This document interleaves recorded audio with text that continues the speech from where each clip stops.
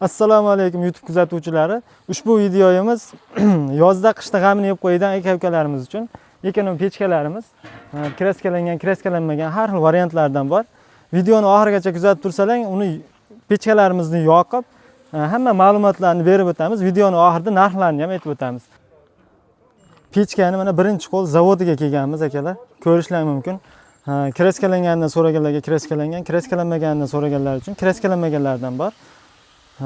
Ko'rishlar mumkin. Bu kraskalari 1000 gradus haroratgacha chidaydi bemalol. Ichlari juda ham udobniy bo'ladi yoqishga. Tagidagi mana bu narsasi chugurli bo'ladi. Yomon bo'lib ketmaydi olovda. Hech narsa qilmaydi.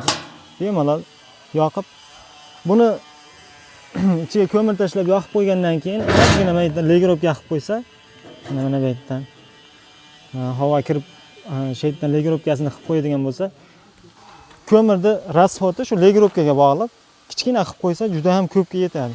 Bu pechkadan o'zim ham o'tgan yildan beri ishlataman. Juda ham zo'r pechka, tavsiya beraman. Hozir mana pechkani yoqib ko'rsatamiz. Ustaga yoqib berasizmi?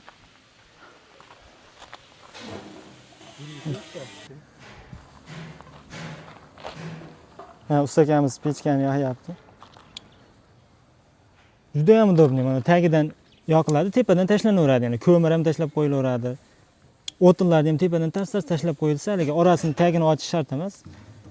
Chiroyli bo'lib yonaveradi mana. Keyin buni bitta yaxshi tarafi, bu pechkamiz yaxshi tarafi. Men o'zim o'tgan yil ishlatganimda bildim, juda ham kam qurumlanadi. Misol uchun, oddiy pechkada bir oyda bir 5 marta yo 7 marta qurumlanadigan bo'lsa, bu pechkada yoqilganda men 2 martadan adashmasam qurumladim o'tgan yilgi anaqasini. Turbalarini. Yani bu narx-navolarga keladigan bo'lsak, kraskalangan variantlari 850 ming so'm, kraskalanmagan variantlarini 750 ming so'mdan qilib berishar ekan.